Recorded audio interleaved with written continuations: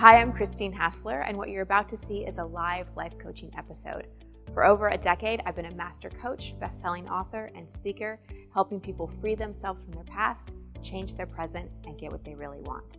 For more information, you can go to christinehassler.com and take my life coaching assessment and identify any obstacles that are in your way to really reaching your fullest potential.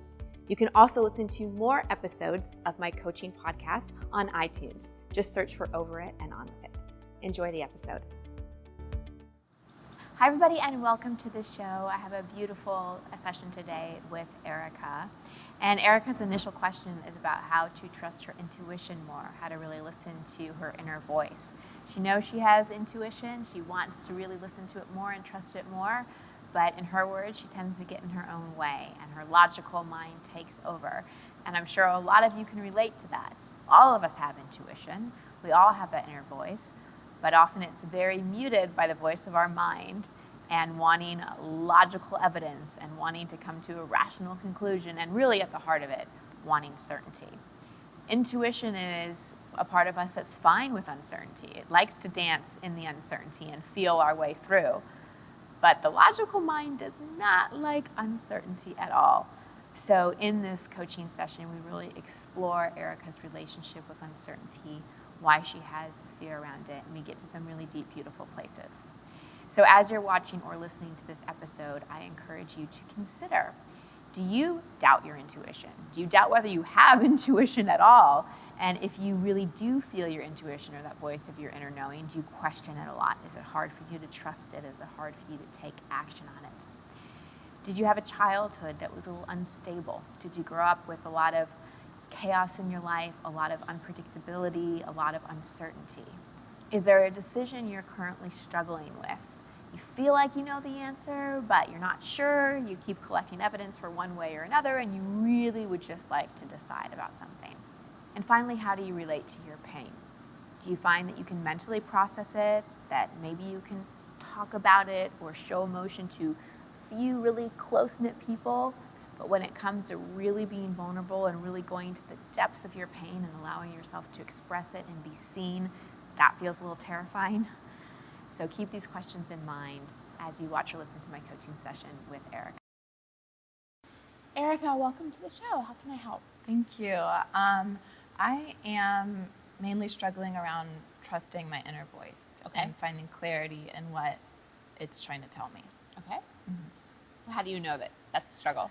I notice I have a tendency to go back and forth on things, and it manifests almost as indecision. Okay. So I try to pros con list things, and to the point of just almost paralyzation. Yeah. So what's an example of something your inner voice is telling you that you're questioning or not trusting? Mainly around career, trying to figure out what my next steps are, and I'm struggling to sort out what my next steps are, and if the vision that I'm connecting it to is actually worthwhile and what I actually want to do. Okay, so what is your inner voice telling you? Well, I'm debating about going back to school for psychology, actually. Okay. So it's telling me that that's what I want to do. Mm-hmm. I get tripped up on sorting out if that is for whatever reason, it feels limiting. Okay, so let's get super clear on how you know what your inner voice is. Okay. Because sometimes that, just clarity around that, about how our intuition speaks to us is, because we're going to look at two things. One, why making decisions is challenging for you, which probably comes from your past and the way you're parented.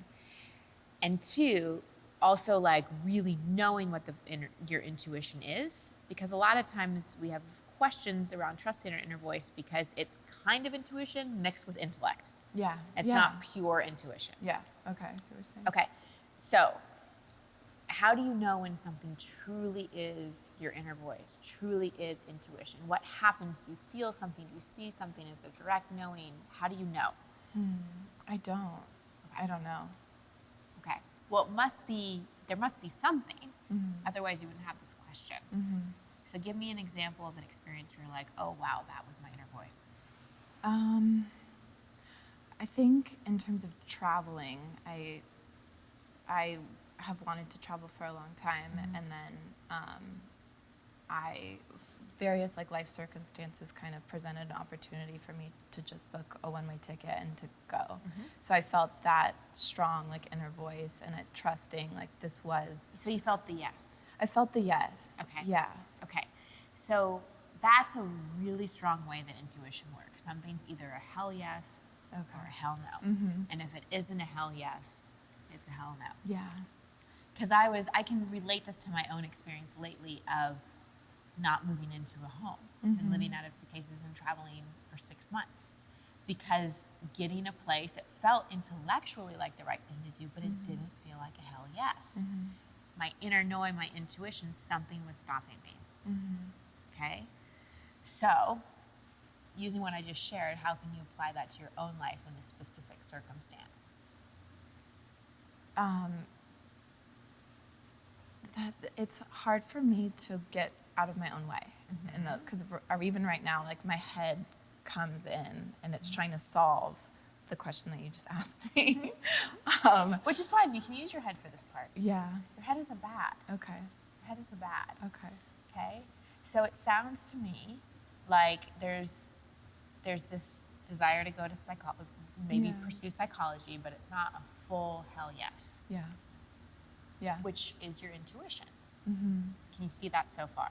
Mm-hmm. But where probably you question it is because you can come up with enough logical reasons why going to grad school for psychology is a good thing. Mm-hmm.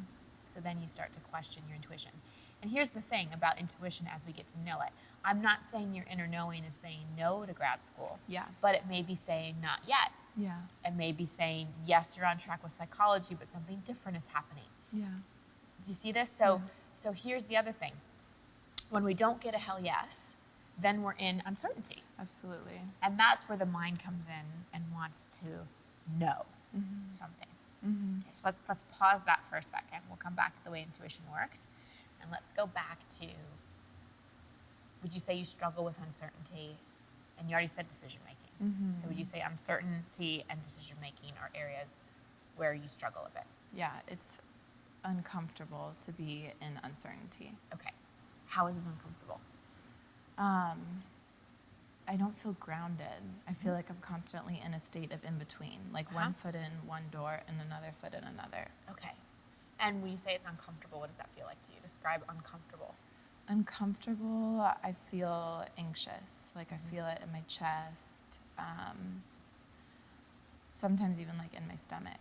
Okay. So what is that feeling of like anxiousness in your chest or your stomach?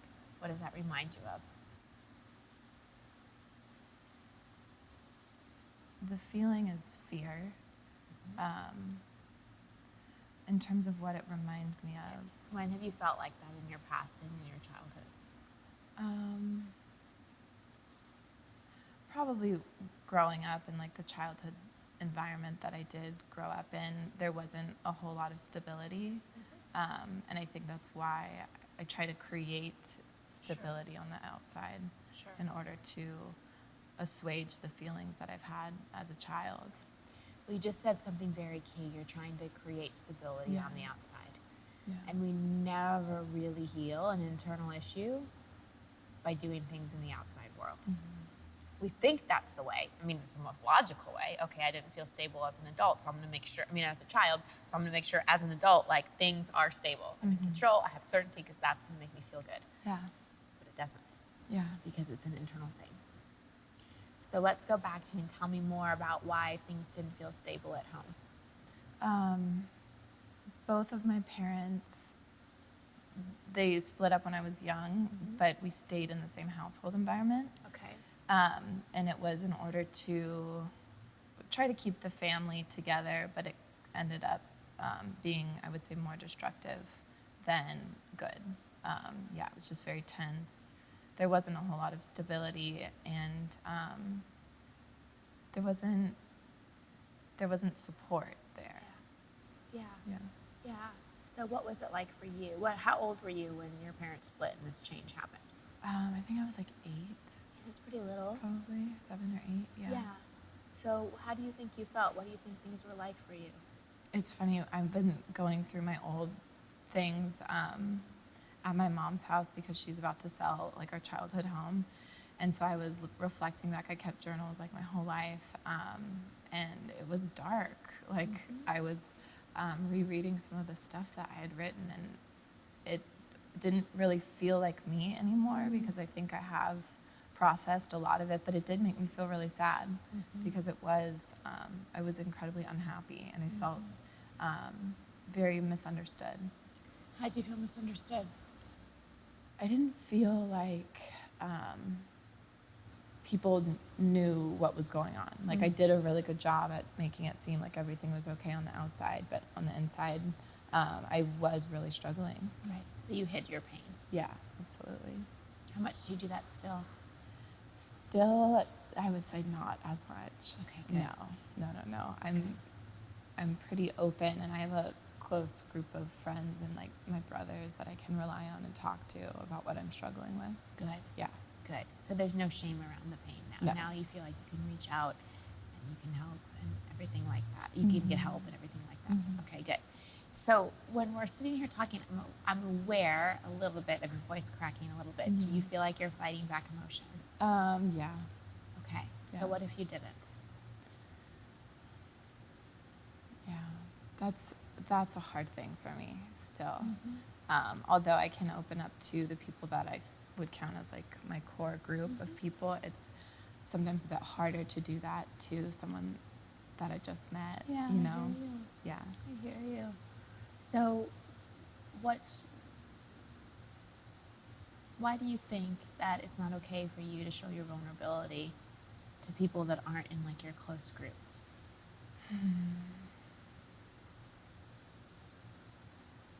I think it's fear again. I find myself feeling emotional right now. Fear of being vulnerable and showing like my soft sides that could become more injured afterwards.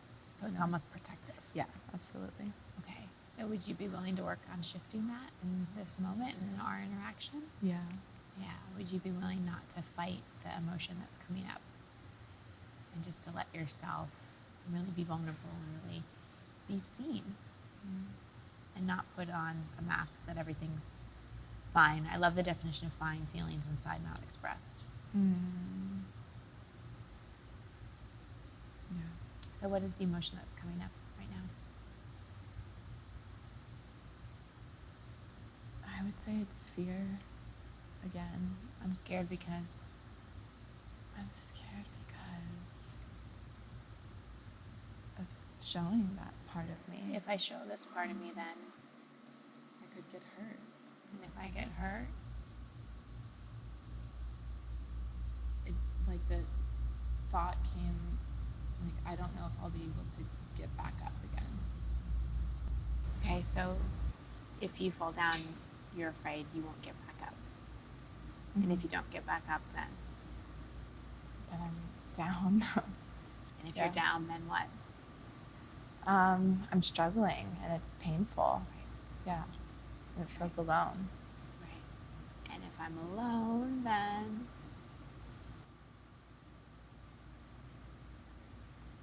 It feels like that childhood feeling again. Yeah. The fear and the sadness and the true sense of feeling alone. right. Yeah. Right. But can't you see that by working so hard to suppress your pain because you don't want to feel it, you actually are still feeling it? Yeah. Yeah.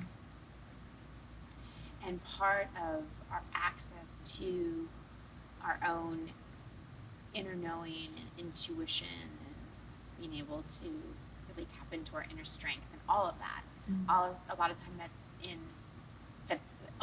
beneath our pain. So I talk a lot about avoidance traps, and I came up with this term after coaching a lot of people, and people would come to me like you and say, I want to be more tuned into my intuition. I want to know how to trust my inner voice. And I get that, and I get that you really want that. But I also get you spend a lot more time and energy avoiding the possibility of feeling pain. Yeah. Do you see that? Yeah. So the avoidance trap you fall into is you want to avoid pain. Yeah. And pain to you feels like anything that involves any uncertainty, any risk, and risk can be not just like, taking a risk in your career, but risky in terms of really letting me see you sitting here and crying and letting me see your pain. That can feel risky. Yeah. So I think why you feel a little stuck, I think you used the word stuck. If not, would you say that's kind of how you feel? Yeah. Okay. Yeah. Is because you keep falling into this avoidance trap of really wanting to avoid the possibility of feeling pain in the various ways that you deem that you can feel pain. Can you see that? So given all that, how do you think you get out of your own way? By going into the pain. Right. And by not fearing it so much. Yeah. Not fearing it so much. Because you have really showing yourself feeling your pain. You have it linked back to, I'm going to feel the same way I did as a kid. Yeah. And that was a really dark place, and I don't want to go back there. Yeah. I'm doing so much better. I'm beyond that. Like, I don't want to go back there. And I get that. I really get that. But in that, there's almost a disconnect and a disowning of like what you went through at that time. You said you've done some processing of it. You feel like you've done a lot. What have you done? I've done therapy. I've done like yoga teacher training program, which was huge. I've done breath work. Great. Ecstatic dance. I think that's probably, meditation retreats. Okay. Yeah. All great stuff, Yeah. but all very much in the light. Have you ever gone into the real depths of this? Have you ever really gone into this rage, this sadness, like really feeling those guttural, yucky feelings that you've worked to avoid?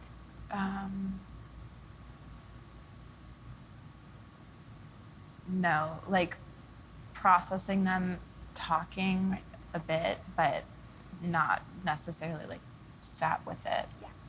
Yeah. So that's really where Yeah. the freedom is. And I know it may sound crazy because I'm like, oh yeah, go feel miserable. Yeah.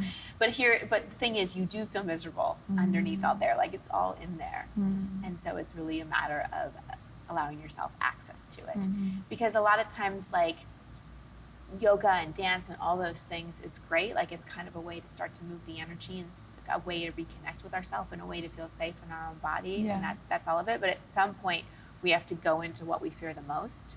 It's like opening the door when you think there's a monster in your closet. Yeah. You can sit in your bed and try to talk yourself out of it and have a bunch of other people tell you there's not a monster and talk about the monster, or you can just like actually get up and open the door and deal with the monster, whatever it may be. So I think that that's part of your access into a lot of your intuition and your inner knowing. Okay. Is actually feeling everything and not suppressing, because I see you doing it with me. Yeah. Yeah. And if you're here doing it with me where you're safe, and I know there's cameras and Yeah. recording and all that kind of stuff, but Yeah. I'm a pretty safe person. Yeah. And I see you suppressing. Yeah. That's gonna make me cry. Then cry. Yeah. Let this emotion come up. This is how we shift it. It's hard trusting that. Like, Yeah. I understand that you're a safe person and I feel that, but I still feel a block. Yeah. Yeah. Yeah. So speak to that block. What does the block feel like? The block feels like it's trying to protect me. Sure. Yeah. Sure. Yeah. Protect you from what? From feeling really vulnerable, from being seen.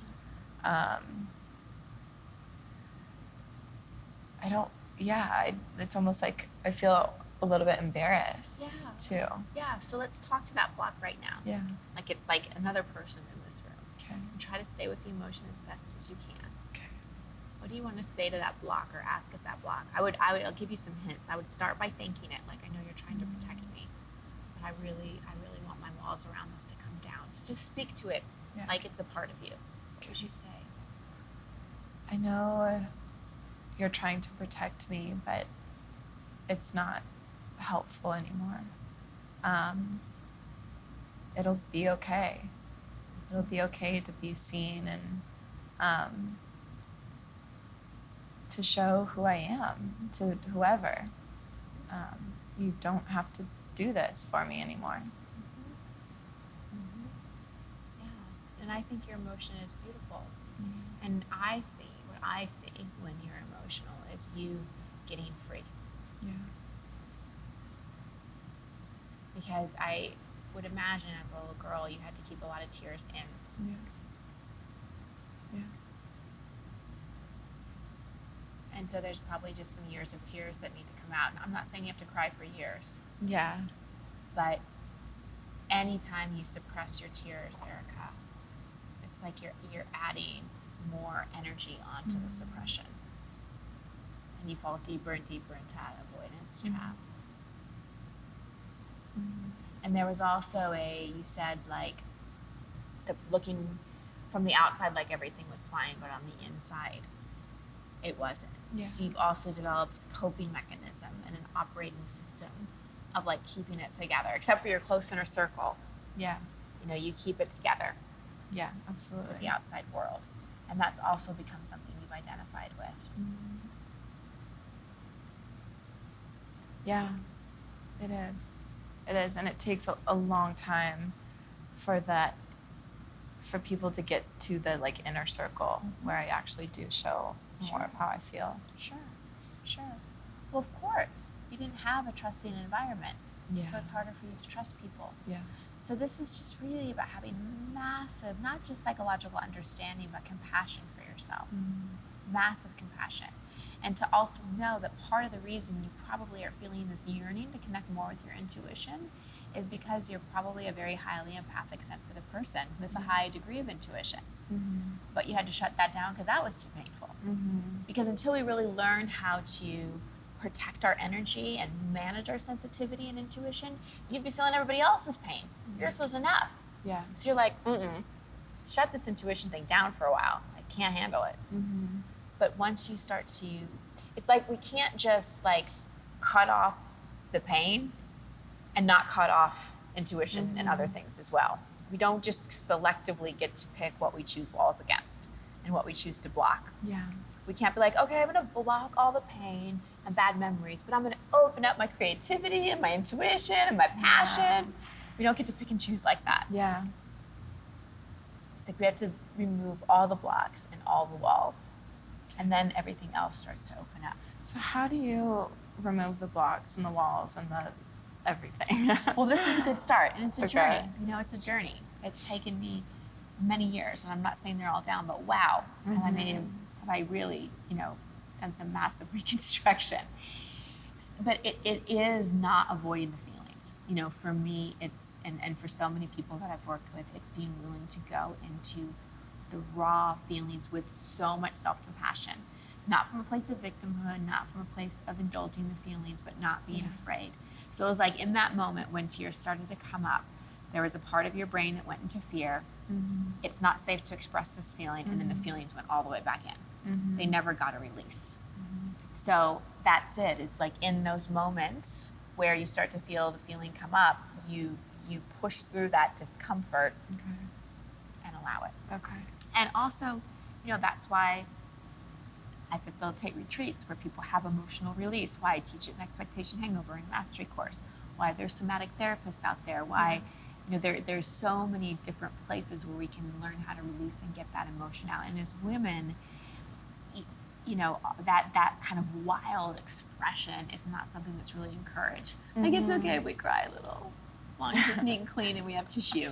But that rah, that's not really something that's encouraged and accepted, but it's so important. I've seen with woman after woman after woman, and men too that I've facilitated, but I've done more women's retreats, like after a woman has a massive emotional release like that, it's like, whoa, creativity, whoa, intuition, whoa, she's in her power. We think that makes us weak and vulnerable. It actually makes us a lot stronger. We think we're going to like fall down and never get up, but we actually find strength we didn't know we had. Yeah. Yeah. And the part that's different is, unlike the 8-year-old girl, you have this wise, beautiful adult self now in you that can encourage you and can hold a place of compassion and can be like, it's okay, I got you, it's okay. You went through some hard stuff and you've done a lot. I really want you to look at not how far you have to go, but how far you've come. Yeah. Oh, yeah. You have a lot of awareness, you have a lot of openness, otherwise we wouldn't be having this conversation. And now it's just about accessing more of the sensory part, the feeling part, because that's how you have access to your intuition as well. And that's why you also have trouble with decision making, because if we don't trust ourselves with really being able to handle our pain, because you said, I'm afraid I'll get to a place that I won't be able to get back from. That to me indicates you don't trust yourself and your abilities. Yeah. Okay? So if there's that lack of self-trust, of course decision making is going to be hard because you're going to doubt yourself. Yeah. Yeah. And when I express that to like the people around me, everyone's like, you're fine. Like you're, of all the people, I'm not worried about you. But I don't see that for myself. And so I do find myself in like a state of paralysis because moving one way or the other makes me feel like I could potentially fall down. Yeah. Yeah. Yeah. So part of your growth is going to be to fall. Okay. And part of how you really heal and evolve and trust yourself is how you pick yourself back up. Yeah. So let's look at a real life example. What's the decision you're struggling with? You mentioned grad school. Grad school is probably the big one. Yeah. Okay. Yeah. Okay. Okay. So where do you feel like you're back and forth with the decision? Where are you struggling? The amount of time and energy and potentially money to invest in something is a little bit concerning, but I keep going back to like, this is on the path of what I do want to do with my life. Okay. Yeah. Okay. So what do you want to do with your life? I want to be working with people and creating a space to allow emotions. It's kind of funny as I'm saying that. I listen to your podcast enough to know that what we seek out, is kind of what we need to give to ourselves. Yeah. And I definitely see that. But I would like to do something in the mental health field. I think that's part of what makes humans so beautiful is like we have the ability to express that to one another. Well, you said you were in therapy. Yeah. Do you feel like traditional psychology really got you where you needed to go? No. Okay. So why do you want to go that route for your career? That's part of the reason why I want to, because I think that there's so much benefit from therapy, but on top of what I've done in traditional therapy settings, I did like the yoga stuff and really like somatic based processing, and then in like a silent meditation retreat and noticing how I felt in that. And so it's kind of like I've started to create my own like therapeutic experience, and that's more so what I would want to do in the future. Okay, great. So how about I'm going to offer you something. And again, I want you to notice how it feels. Okay, actually, I'll give you three scenarios. Okay. And I want you to really breathe into, like put one hand on your belly and one hand on your heart. Okay. And I'm going to give you 3 different scenarios, and you're just going to tell me how each one feels. How it feels in your body. Don't tell me what you think about it. Notice like, oh, I feel butterflies, I feel not, I feel nauseous, it feels, I feel worry coming up, I notice this thought popped into my head, like whatever. If a thought pops in, that's okay, but I don't want you to analyze. Okay? So first scenario is you pursue grad school for psychology now. You put in the money, you put in the time, you start it quickly. Like you decide, all right, this is the route I'm going to go down, I'm going to invest the time and money into it, and this is my choice. Okay, what happens inside you? I think, it feels safe. Okay. I feel safe. Okay, what else? If I feel excited also, I enjoy learning about psychology and like mental health related things. Okay. Yeah. Okay, second choice. Okay. You say, you know what? My decision about grad school right now in this moment is not to decide. And I'm going to give myself a minimum of a year. A year's nothing. I'm super young. I'm going to give myself a minimum of a year to make myself my own best client. Instead of studying psychology, I'm going to study me. And I'm going to go deeper in my own development. And I'm going to go deeper into my own pain. And I'm going to get to a point where I'm feeling my intuition and my inner knowing even more. And when that happens, a year, maybe a little later, but around a year, I'll recheck in. And from that place of being more connected to myself, then I'll make the choice about grad school. So now tell me how you feel. That feels a lot better. It feels like strength. like at that point, the decision I would feel confident in making because I had gone through the process of really getting to know myself. That feels like the pressure is off. Oh, the pressure's off. Yeah. Okay. Okay. Okay. And third choice. Okay. Third choice is I'm going to continue to question. I'm going to continue to be in my head. I'm going to continue to make pro-con lists. I'm going to continue to run to other people and ask them what they think. Yeah. And I'm going to just continue to think about it until I just beat myself into a decision. Yeah, that sounds horrible. Which is kind of what you're doing. Yeah. Okay. Yeah, I don't want to keep doing that. Okay. Yeah. So it sounds like the second choice. Yeah. Now, what was interesting is you said the first choice meant safe. Yeah, it did. But I'm curious if that safety was because it felt certain. Yeah. Oh, absolutely. Now, that's a different feeling than the second feeling. The second feeling was more of what? Strength, I would say. Yeah. Right. So do you want safety because you have certainty, Erica, or do you want safety because you feel inner strength? I want safety because I feel inner strength. Yes. Yeah. Yes. Yeah. Because if our safety is only connected to certainty, then we have to be really controlling in our life. Yeah. And we really are afraid of change. Mm-hmm.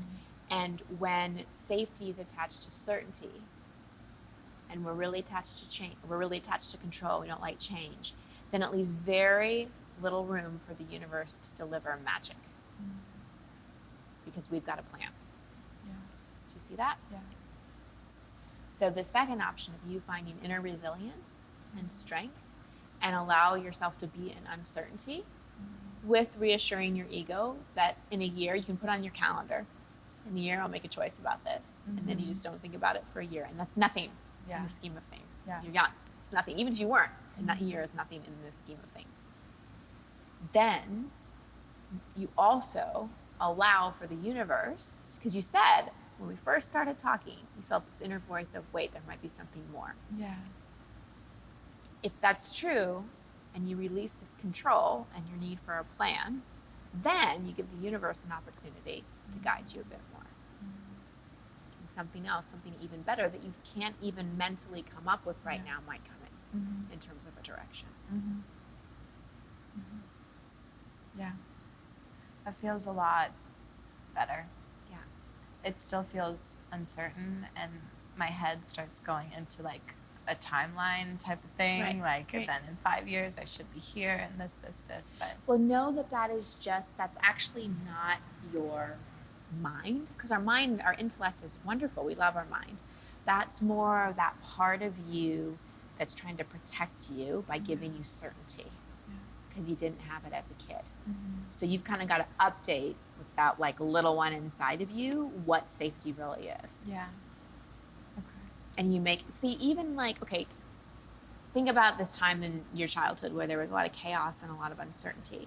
If someone had been there holding you and telling you everything's okay, you're loved, none of this is your fault, and like letting you express and letting you say how you were feeling, and you had a consistent person that kept checking in with you, that showed up consistently and kept checking in and being like, how are you doing? Do you think it would have been a little less hard? Right. So it wasn't the uncertainty that was hard.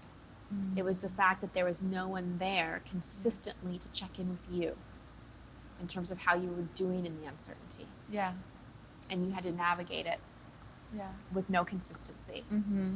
So you can be in uncertainty now, but be that consistent person that's checking in. What do I need?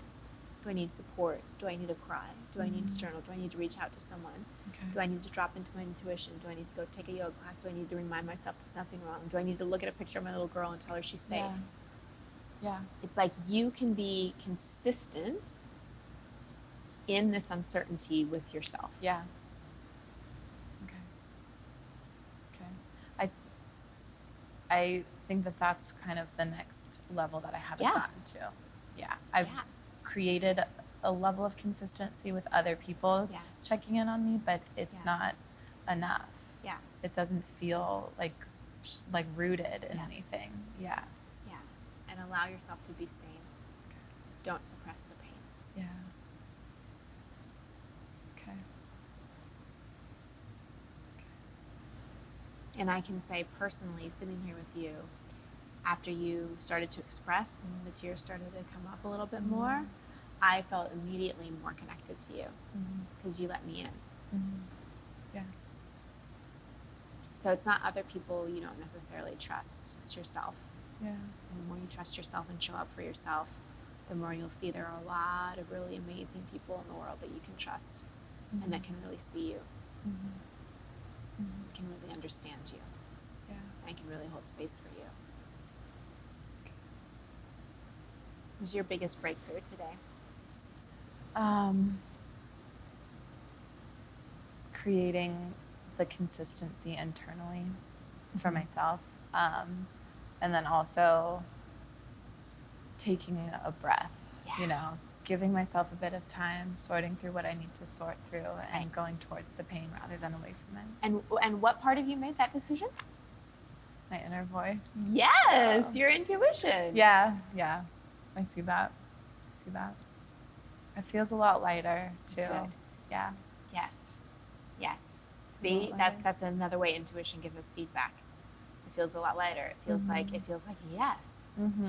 Yes, this feels right. Beautiful. Thank you. Thank you. Yeah. I acknowledge Erica because I know it was not easy to be that vulnerable with someone she's just met. I mean, it's not easy really for anybody, and she really, really rode the wave of her emotion and allowed herself to be vulnerable and allowed herself to really be seen. And that was a gift to me and a gift to her. And like I said to her, I felt even closer to her. I felt like I could even help her and serve her more when she wasn't repressing and suppressing all of that pain. It's so interesting. So often we wear these masks of how we think we need to present to the world, and we think that that's going to create connection. If I just pretend I'm fine, or I'm a chameleon, or I'm a people pleaser, that's going to make people like me.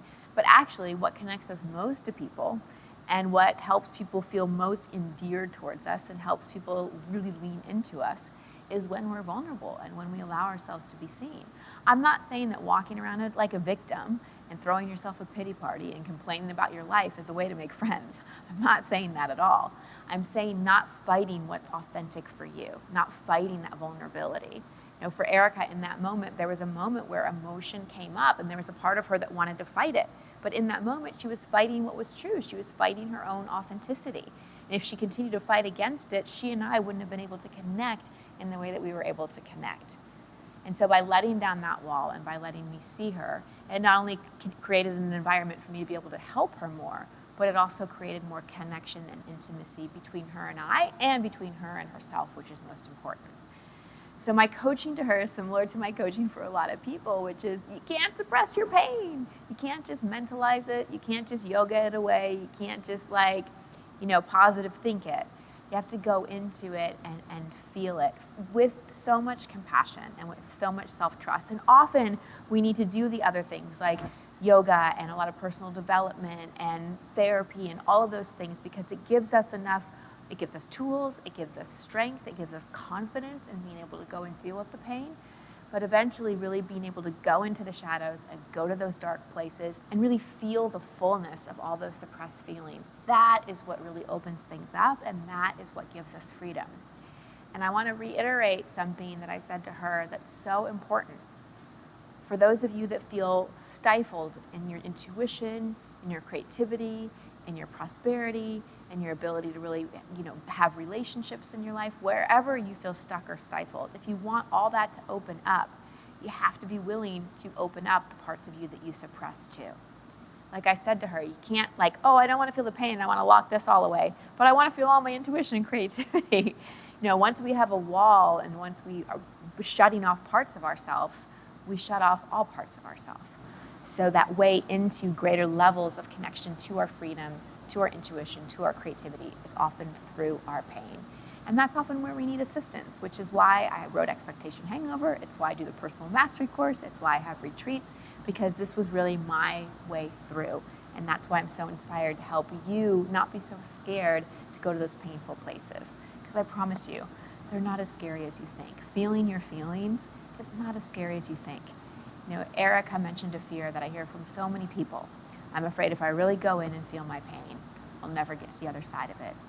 Okay, you will, And if that really feels true for you, get some help. You don't have to do this alone. You're not on your own. You're not alone anymore. Reach out. Be your own advocate. So many of us didn't have advocates as children. And so you've got to be that advocate for yourself. If you don't feel like you can do it on your own, that's fine. You don't have to. Reach out for some help. If you like this episode, please share it and remember to subscribe to this channel. I also respond to comments here, so if you have any questions or feedback or aha moments that you want to share, comment below. And stay tuned for more episodes of the Over It and On With It Life Coaching Podcast.